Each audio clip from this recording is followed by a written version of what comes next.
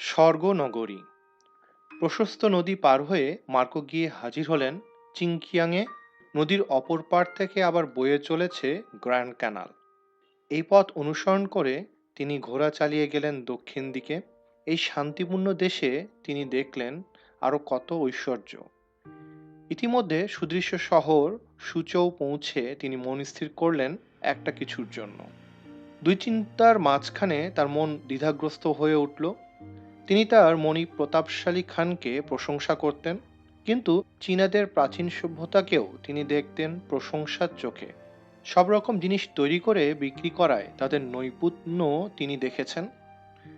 তিনি মন্তব্য করেছেন, তাদের মধ্যে রয়েছে কিছু সংখ্যক অত্যন্ত ধনী ব্যবসায়ী, কিন্তু তিনি এ কথা না ভেবে পারেননি যে তারা যত চতুর ততটা পৌরুষ ও শৌর্য থাকলে তাদেরকে জয় করা কখনো সম্ভব হতো না। এত লোকও ছিল এদেশে। যেসব জায়গায় লোক বসতি কম, তেমনি নানান দেশ সফর করে এসে তিনি চীনাদের সংখ্যা ও তাদের নৈপুণ্য দেখে বিস্মিত হয়েছিলেন। সূচৌ ছিল ব্যবসায় ও শিল্পকলার দিক দিয়ে উন্নত 16টি সমৃদ্ধ শহরের কেন্দ্রস্থল। তিনি জেনেছিলেন যে সূচৌ নগরীকে বলা হতো বিশ্বনগরী, আর তার পরবর্তী বিরাট নগরী হ্যাংচৌকে বলা হতো স্বর্গনগরী।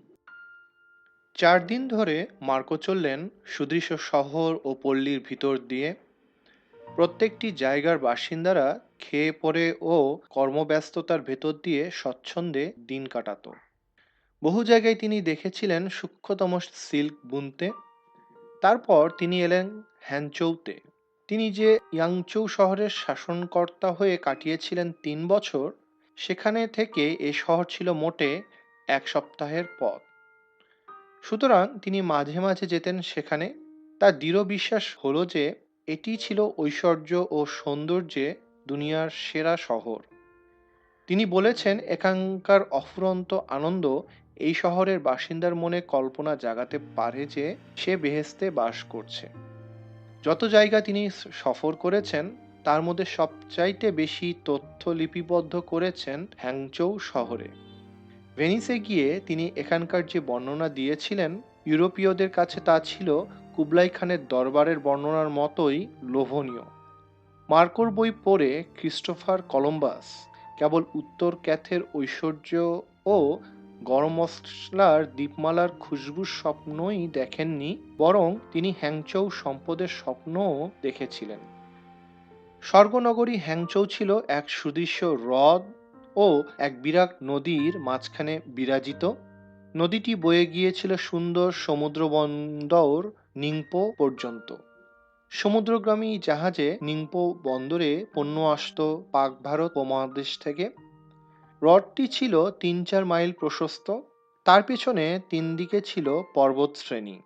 হ্রদ ও পর্বতের মধ্যবর্তী উপকূল ভূমিতে সম্পদ ও মর্যাদাশালী পরিবার সমূহের বহু বড় বড় বাড়ি আর বাগবাগিচা।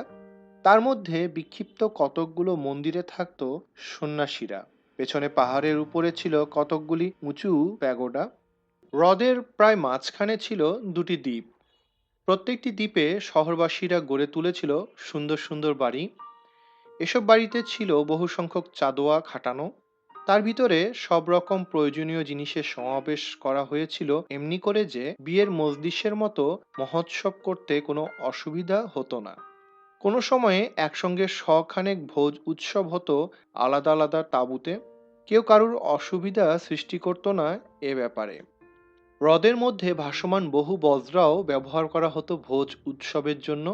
প্রত্যেকটি বজরায় ধরত 10 থেকে 20 জন করে লোক। বজরার উপরটা ছিল চওড়া আর তলার দিকটা চ্যাপ্টা, যাতে পানির মধ্যে নড়াচড়ায় কাত হয়ে না যায়। উপরে সমতল পাটা টনে লম্বা লম্বা কাঠের দণ্ড দিয়ে ক্রমাগত চলাফেরা করত মাঝিরা। কাঠের দণ্ডগুলো অগভীর হ্রদের তলায় ঠেকিয়ে তারা ঠেলে দিত তাদের নৌকা।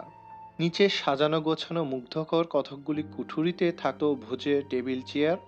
নৌকাগুলো যখন ধীর গতিতে চলতে থাকতো, তখন মেহমানরা একদিকে দেখতে পেতেন পর্বত, হ্রদ ও উপকূলভাগের পরিবর্তনশীল সৌন্দর্যের মেলা। অপরদিকে তাদের নজরে পড়ত সারা শহরের প্রাসাদরাজি ও বাগবাগিচার অপূর্ব দৃশ্য, আর হ্রদের প্রান্তদেশে বড় বড় গাছের সারি। খাস শহরটি ছিল বৃহদাকার ও জনবহুল। ভেনিসের মতোই এই শহরের প্রত্যেকটি অংশের উপরে দিয়ে বয়ে গিয়েছিল নদীর সাথে যুক্ত কতকগুলি খাল। খাল পাওয়ার হওয়ার জন্য ছিল হাজার হাজার সেতু। প্রধান প্রধান খালের উপরকার সেতুগুলির খিলান ছিল এত উঁচু যে বড় বড় মাস্তুলওয়ালা নৌকা চলতে পারত তার তলা দিয়ে, আর সেতুর উপর দিয়ে পার হয়ে যেত গাড়ি ঘোড়া সবকিছু।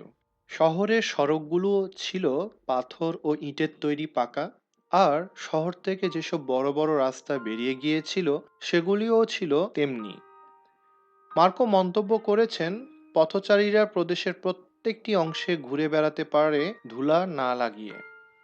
খানে যেসব দূত দ্রুতগতিতে ঘোড়ায় চড়ে চলতো তাদের জন্য রাস্তার একটা দিক ছিল কাঁচা।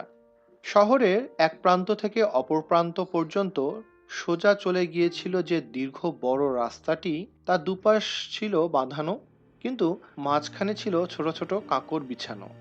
রাস্তাটি শুকনো রাখার জন্য বৃষ্টির পানি খালের দিকে নিয়ে যেতে ছিল কতগুলো নর্দমা। এই কাঁকর বিছানো রাস্তার উপর দিয়ে লম্বা লম্বা ঢাকা দেওয়া গাড়ি চলতো অনবরত। গাড়িগুলোতে থাকতো সিল্কের পর্দা আর কুশন পাতা। প্রত্যেক গাড়িতে বসতে পারত 6 জন করে লোক। বহু নরনারী প্রতিদিন ভাড়াটে গাড়িতে বেরোতো প্রমোদ ভ্রমণে। প্রতি ঘন্টায় এই রাস্তার উপর দিয়ে চলে যেত এমনি অনেক গাড়ি। তারা ছাড়িয়ে যেত অসংখ্য সুদৃশ্য বাড়ি ও বাগবাগিচা, হাজার হাজার দোকান আর বড় বড় বাজার। বড় বড় রাস্তার দিকে মুখ করা 10টি চতুষ্কোণ বাজার ছিল এখানে। রাস্তার সমান্তরালভাবে চতুষ্কোণ বাজারগুলির বিপরীত দিক দিয়ে বয়ে গিয়েছিল খুব বড় একটি খাল। পাক ভারত উপমহাদেশের মতো দূর দূরান্তর থেকে যেসব পণ্য আসতো বিক্রির জন্য, তা রাখা হতো খালের ঠিক কিনারায় অবস্থিত বড় বড় পাথুরে গুদামে। প্রত্যেকটি বাজারে সপ্তাহে 3 দিন এসে জমা হতো 40-50 হাজার লোক। গাড়ি অথবা নৌকা নিয়ে এসে তারা কেনাবেচা করত খাদ্য সামগ্রী। বাজারে জমা করা হতো শিকার করে আনা অসংখ্য জানোয়ার আর পাখি। ধনী লোকদের ভোজনের জন্য পাওয়া যেত গরু ও ভেড়ার গোস্তের টুকরো। যে কোনো মৌসুমে বাজারে পাওয়া যেত অনেক অনেক রকম শাকসবজি আর ফল। বিশেষ করে পাওয়া যেত হলদে ও সাদা উভয় রঙের বড় বড় খুশবুদার সুস্বাদু পিচ ফল। হ্রদ থেকে এবং সাগর থেকে নদীর পথে প্রতিদিন বাজারে আসতো প্রচুর মাছ। 10টি চতুষ্কোণ বাজারের প্রত্যেকটি 4 সীমানা ঘেরা ছিল দোকানঘর। সেখানে বহু রকম পণ্য তৈরি ও বিক্রি হতো। শহরের হস্তশিল্পের মধ্যে 12 রকম ছিল খুব জরুরি। তার প্রত্যেক রকমের কারখানা ছিল 1000 করে। 10 থেকে 40 জন মজদুর খাটতো প্রত্যেকটি কারখানায়। ধনী মালিকরা কাজ করতো না নিজের হাতে। সম্রাটদের প্রাচীন আইনে পিতার পেশা অনুসরণ করে কাজ করতে হতো প্রত্যেকটি লোককে। কিন্তু ধনশালী হলে যতদিন তারা ব্যবসায় চালাতো আর নিজের কাজে কাজ করতো না, ভাড়াটে মজুর দিয়ে চলতো তাদের কাজ। তারা হতো ভদ্রলোক, আর তাদের বিবিরাও কোনো কাজ না করে হতো ভদ্রমহিলা। এখানকার মেয়েরা ছিল ভারী সুন্দরী। মার্কোর বর্ণনায় তারা পালিত হতো বিলাসী ও নিষ্ক্রিয় স্বভাবের মধ্য দিয়ে। বহু মূল্যবান সিল্ক ও গহনাপত্র তারা পরতো। এসব পরিবার তৈরি করত সুদৃশ্য বাসগৃহ, আর তা কারুকার্য খচিত করতে ও বহু বর্ণে বিচিত্রিত করতে তারা ব্যয় করত প্রচুর অর্থ। মার্কো হ্যাংচৌ বাসিন্দাদের যথেষ্ট প্রশংসা করেছেন। বিদেশি ব্যবসায়ীদেরকে তারা যথেষ্ট খাতির করত, তাদেরকে নিজ নিজ ঘরে দাওয়াত করত তারা, এবং তাদেরকে সব রকম সাহায্য ও পরামর্শ দিত। তারা স্বভাবতই ছিল শান্তিপ্রিয়, ভদ্র ও প্রশান্ত। এ ব্যাপারে তারা অনুসরণ করত তাদের আগেকার দিনের সম্রাটদের নজির। অস্ত্রের ব্যবহার তারা জানত না, এবং তাদের ঘরে রাখত না কোনো অস্ত্র। উঁচু গলায় ঝগড়া কখনো শোনা যেত না। ব্যবসায়ে তারা ছিল পুরোপুরি সৎ ও স্পষ্টভাষী। তারা পরস্পরের মধ্যে পোষণ করত বন্ধুভাব, এবং এক রাস্তার বাসিন্দা নরনারী সবাই বাস করত মিলেমিশে এক পরিবারের লোকের মতো। ঘরে ঘরে পুরুষরা স্ত্রীকে দেখাতো যথেষ্ট সম্মান। তাদের মধ্যে কোনো ঈর্ষা বা সন্দেহ দেখা যেত না কখনো। সৈনিক ছাড়া আর সব লোককেই তারা ভালোবাসতো। বিশেষ করে খানের রক্ষীদের চেহারা দেখলেই তারা তাদেরকে অপছন্দ করত, কারণ তারা কখনো ভুলতে পারেনি যে মঙ্গলরায় নিপাত করেছে তাদের নিজস্ব শাসককে। খানের 9 জন প্রতিনিধির মধ্যে একজন বাস করতেন ও শাসন চালাতেন হ্যাংচৌ শহরে। 142টিরও বেশি বিরাট সমৃদ্ধ শহরের উপর ছিল তার আধিপত্য। এর প্রত্যেকটি শহরে ছিল 1,000, 10,000 অথবা 20,000 সৈন্য নিয়ে একটি করে সেনানিবাস। এদের মধ্যে বেশিরভাগ সৈন্যই মঙ্গল ছিল না। মঙ্গলরা ছিল ঘোড়সওয়ার, এবং ঘোড়সওয়ার সৈন্যদেরকে রাখা হতো কেবল শক্ত শুকনো জমিনে, যেখানে ঘোড়ার ব্যবহার ও কুচকাওয়াজ সম্ভব হতে পারে। নিচু জলাভূমি শহরগুলিতে খান পাঠাতেন রণনিপুণ চীনা সৈন্যদল, কিন্তু তাদেরকে কখনো তাদের বাড়ির কাছে রাখা হতো না।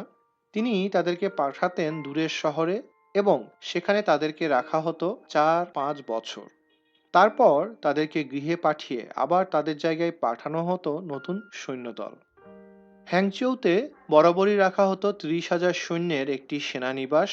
তার পরিচালনা ভার ছিল খানের সবচাইতে যোগ্য ও বিশ্বাসী কর্মচারীদের উপর, কারণ এই প্রদেশ, বিশেষ করে তার বিরাট রাজধানী, ছিল ঐশ্বর্যে সমৃদ্ধ এবং খানের কাছে অত্যন্ত গুরুত্বপূর্ণ। নৈশপ্রহরা ও অগ্নি নির্বাপক দলের কার্যের প্রতি মার্কোর মনোযোগ খুব বেশি করে আকৃষ্ট হয়েছিল। শহরের সর্বত্র 1 মাইল পর পর মাটির ঢিবি তৈরি করা হয়েছিল। প্রত্যেক ঢিবির উপরে একটি করে কাঠের ফ্রেম, আর তাতে লাগানো আওয়াজ করার মতো একটি করে কাঠের ফলক। সেখানকার প্রহরী যখন হাতুড়ি দিয়ে আঘাত করত সেই ফলকের উপর, তখন বহুদূর থেকে শোনা যেত তার আওয়াজ। এমনি সংকেত ধ্বনি শোনা মাত্র নিকটতম সেতুর কাছ থেকে রক্ষীরা ছুটে আসতো তাদের হাতিয়ার নিয়ে। বাসিন্দাদের মধ্যে কোনো গোলযোগ হলে অথবা কোথাও আগুন লাগলে এমনি করে আওয়াজ করা হতো। শহরের ঘরবাড়ি বেশিরভাগ কাঠের তৈরি বলেই মাঝে মাঝে ঘটতো অগ্নিকাণ্ড। খানের হুকুমে প্রত্যেকটি প্রধান সেতুর কাছে ছাউনি ফেলে থাকতো 10 জন রক্ষীর একটি করে দল। তাদের 5 জন পাহারা দিত দিনে, আর 5 জন রাতের বেলায়। এ রক্ষীশালার প্রত্যেকটিতে থাকতো একটি ধাতু নির্মিত কাঁসার আর একটি ঘড়ি। অন্ধকার হবার প্রথম ঘন্টা অতীত হলে রক্ষী কাঁসার উপর একটি আঘাত হানত। দ্বিতীয় ঘন্টার পর দুটি এমনি করে চলতো সারা রাত। নির্দিষ্ট সময়ের পর কেউ বাতি বা আগুন জ্বালে কিনা দেখবার জন্য কোনো কোনো রক্ষী আবার টহল দিয়ে বেড়াতো রাস্তায়। নির্দিষ্ট সময়ের পরে রাত্রে কোনো লোককে বাইরে পাওয়া গেলে তাকে গ্রেপ্তার করে ভোরবেলায় নিয়ে আদালতে হাজির করা হতো বিচারের জন্য। কোথাও আগুন লাগার খবর পেলে সংকেত ধ্বনি করা মাত্র বিভিন্ন সেতুর কাছ থেকে 2-1 হাজার রক্ষী ছুটে এসে নিভিয়ে দিত আগুন। কোনো বাড়িতে অথবা দোকানে আগুন লাগলে সেখানকার মালপত্র ও আসবাব সরিয়ে নিয়ে হেফাজত করার জন্য প্রত্যেকটি রাস্তায় ছিল পাথরের তৈরি কেল্লা। কঠোর সান্ধ্য আইন জারি থাকতো বলে রক্ষীদল ও যাদের নিজস্ব বাড়িঘর বিপন্ন হতো, তারা ছাড়া আর কেউ রাতের বেলায় আগুন জ্বালতে সাহস করতো না। মার্কো যখন শহরে ছিলেন, তখন একবার বার্ষিক লোকগণনায় সময় এলো। তাতে দেখা গেল যে সেখানে বাস করত 16 লক্ষ পরিবার। প্রত্যেক পরিবারের কর্তাকে ঘরের দরজায় লাগিয়ে রাখতে হতো ঘরের বাসিন্দাদের একটি তালিকা, আর কতগুলো ঘোড়া ছিল তারও একটা সংখ্যা তাকে দিতে হতো। ঘোড়ার উপর কর নির্ধারণের জন্যই করা হতো এই ব্যবস্থা।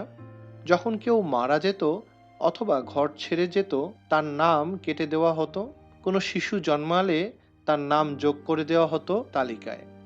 মার্কো যখন এত বেশি সংখ্যক লোককে আসা যাওয়া করতে দেখতেন, তখন তিনি কি করে এতে জীবিকার সংস্থান হবে ভেবে অবাক হয়ে যেতেন। পরে অবশ্যই বাজারের জনারণ্য দেখে তিনি এর ভিতরকার সব রহস্য বুঝতে পেরেছিলেন। চতুষ্কোণ বাজারের সংলগ্ন রাস্তাগুলোতে ছিল অনেকগুলি সাধারণ গোসলখানা। পুরুষ ও নারী সবাই সেখানে যেত। শহরের প্রত্যেকটি লোক প্রতিদিন ঠান্ডা পানিতে গোসল করে থাকে শুনে মার্কো বিস্ময় বোধ করেছিলেন। ছেলেবেলা থেকে তাদেরকে শেখানো হয়েছে ঠান্ডা পানিতে গোসল করা স্বাস্থ্যের অনুকূল। যেসব বিদেশি ঠান্ডা সহ্য করতে অভ্যস্ত হয়নি, সাধারণ গোসলখানাগুলোতে অবশ্যই তাদের জন্য থাকতো গরম পানির ব্যবস্থা। অন্যান্য রাস্তায় ছিল চিকিৎসক ও জ্যোতিষীদের বাসগৃহ। তারা লেখাপড়া ও অন্যবিধ শিল্পকলার শিক্ষাও দিত লোককে। প্রত্যেকটি চতুষ্কোণ উদ্যানে ছিল দুটি বিরাট বাড়ি। সেখানে থাকতেন খানের নিযুক্ত কর্মচারীরা। বিদেশি সওদাগরদের অথবা চীনাদের নিজেদের মধ্যে কোনো বিরোধ হলে তার মীমাংসা করে দেওয়াই ছিল তাদের কাজ। হ্যাংচৌয়ে থাকার সময়ে মার্কো দেখতে পেয়েছিলেন এক অতি বৃদ্ধ ধনী সওদাগরের। মঙ্গলরা যখন শহর দখল করেছিল, তখন যে চীনা সম্রাট পালিয়ে প্রাণ বাঁচিয়েছিলেন তার প্রাসাদের একজন বিশ্বস্ত কর্মচারী ছিলেন এই বৃদ্ধ। তিনি মার্কোকে নিয়ে গিয়েছিলেন খোদার পুত্রের প্রাসাদের ধ্বংসাবশেষ দেখাতে। তিনি তাকে শুনিয়েছিলেন আগেকার দিনের রাজ দরবারের বিলাসী জীবনের কথা। এখানে উল্লেখ্য, চীনারা তাদের সম্রাটকে বলতো খোদার পুত্র। উঁচু দেয়াল ঘেরা শহরের এক বিরাট অংশের উপর সম্রাটের পূর্বপুরুষরা গড়ে তুলেছিলেন এই প্রাসাদ। বৃদ্ধ মার্কোকে নিয়ে গিয়েছিলেন একটি উঁচু তোরণ পার করে। সমতল ছাদের প্রত্যেক দিকে ছিল চমৎকার স্তম্ভের একটি সারি। আসমানি, নীল ও সোনালী রঙের সুন্দর কারুকার্য খচিত থামের সারির উপর তোলা ছিল তার ছাদ। প্রবেশপথের বিপরীত দিকে দরবারের সীমানায় ছিল আরো সুন্দর স্তম্ভ শ্রেণী। থামগুলো ছিল সোনালী রং করা, আর ছাদ সুন্দর কারুকার্য খচিত। ভিতরে দেয়ালের গায়ে আঁকা অত্যুৎকৃষ্ট চিত্ররাজি স্মরণ করিয়ে দিত আগেকার দিনের সম্রাটদের ইতিহাস। এখানেই বসতো সম্রাটের দরবার এবং মাঝে মাঝে বসতো ভোজসভা। এই স্তম্ভশ্রেণীর নিচে একই সময়ে ভোজে বসতে পারত 10,000 লোক। কখনো কখনো 10-12 দিন ধরে চলতো উৎসব সমারোহ। স্তম্ভ শ্রেণীর পশ্চাতে একটি প্রাচীর প্রাসাদের ভিতর দিকের প্রাঙ্গণটি থেকে আলাদা করে দিয়েছে বাইরের এ প্রাঙ্গণকে। একটি পথ গিয়ে মিশেছে ভিতরে একটি খিলান ঢাকা নিভৃত পথের সাথে। তার সারি বাঁধা থামের উপর দাঁড়িয়ে আছে একটি বারান্দা। সম্রাট ও তার পরিবারবর্গ যেসব কক্ষে বাস করতেন, এই নিভৃত পথ দিয়ে যেতে হতো সেখানে। এই নিভৃত পথ থেকে হ্রদের তীর পর্যন্ত চলে গেছে একটি আবরণযুক্ত ঘর দালান। তার প্রত্যেক পাশে রয়েছে 10টি প্রাসাদের প্রবেশপথ।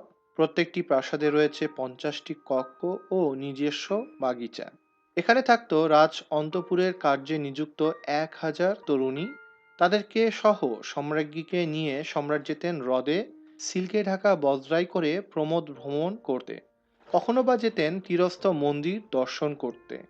নিকটেই ছিল শান্ত কুঞ্চ বন ও জলাশয়, ফল বৃক্ষ শোভিত সুদৃশ্য বাগিচা আর শিকারের জন্য বেড়া দেওয়া উদ্যান। কখনো কখনো সম্রাট উঁচু গাছের ছায়া ঢাকা এসব কুঞ্জবনের একটিতে পেতে দিতেন ভোজের মজলিস। যে সময়ের কথা এখানে বলা হচ্ছে, তখন খানের প্রতিনিধি থাকতেন এ প্রাসাদে। স্তম্ভ শ্রেণী তখনও ছিল আগের মতোই উজ্জ্বলা, কিন্তু সম্রাট পালিয়ে যাওয়ার পর হাজার হাজার তরুণী সেই কক্ষগুলি ধ্বংস হয়ে গেছে। বাকি ছিল কেবল তার ভৃত্য, উদ্যানরাজি আর বাগবাগিচা ঘিরে রাখত যে দেয়াল, তাও তখন গেছে বিনষ্ট হয়ে।